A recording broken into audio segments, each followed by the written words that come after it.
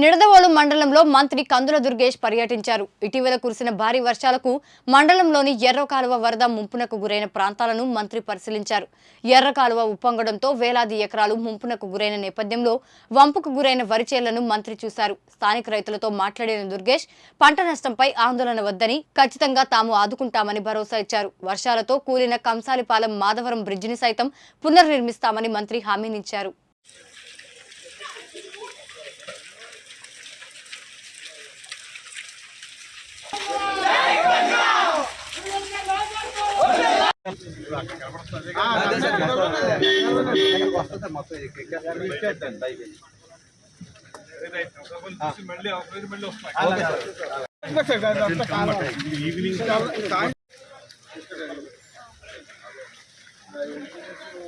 అల్పపీడనం వల్ల గడిచిన 2-3 రోజులుగా కురుస్తున్నటువంటి భారీ వర్షాల వల్ల నిడదవోలు మండలంలో ఉన్నటువంటి కంసాలిపాలెం, సింగవరం, రావిమెట్ల గ్రామాలు పూర్తిగా చేలన్నీ కూడా నీట మునిగిపోయినటువంటి పరిస్థితిని చూడడానికి నేను, అదేవిధంగా మాజీ శాసనసభ్యులు బూరుగుల శేషారావు గారు పర్యటిస్తున్నాం.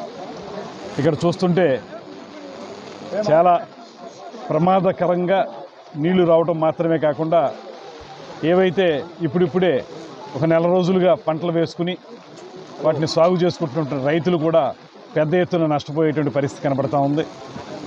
ఒక అంచనా ప్రకారం ఈ మండలంలో రమారమి 16,000 ఎకరాల పంట వరి పంట సాగు ఉంటే అందులో 13,000 ఎకరాల వరకు ఎఫెక్ట్ అవుతుందనేటువంటిది ఒక అంచనా.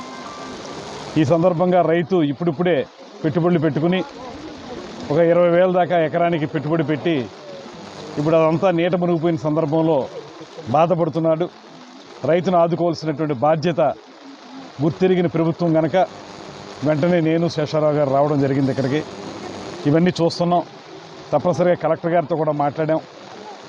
వారికి ఇన్పుట్ సబ్సిడీ ఖచ్చితంగా ఇవ్వాలనేటువంటిది, వారికి కేవలం సీడ్ సబ్సిడీ మాత్రమే కాకుండా ఇన్పుట్ సబ్సిడీ ఇవ్వాలి. ఇన్పుట్ సబ్సిడీ ఇస్తే ఎకరాకి 6,000 రూపాయలు వస్తుంది. సరే, వచ్చేదానికి అవకాశం ఉంటుంది కనుక మనం ఈ సమయంలో ఆదుకోవాలి రైతుని అనేటువంటి మాటని కలెక్టర్ గారికి కూడా చెప్పడం జరిగింది. నీటి తీరువ విషయంలో లేకపోతే నీరు పారుదల విషయంలో ప్రత్యేకమైన శ్రద్ధ పెట్టి దానికి ఒక శాశ్వత పరిష్కారం తీసుకురావాల్సిన అవసరం ఉంది. దాని మీద కూడా దృష్టి పెడతాం. గడిచిన 5 సంవత్సరాల కాలంలో ఆ ప్రభుత్వం ఈ రకమైనటువంటి శాశ్వత పరిష్కారాల మీద ఒక్కరోజు కూడా ఆలోచన చేసిన పాపాన పోలేదు.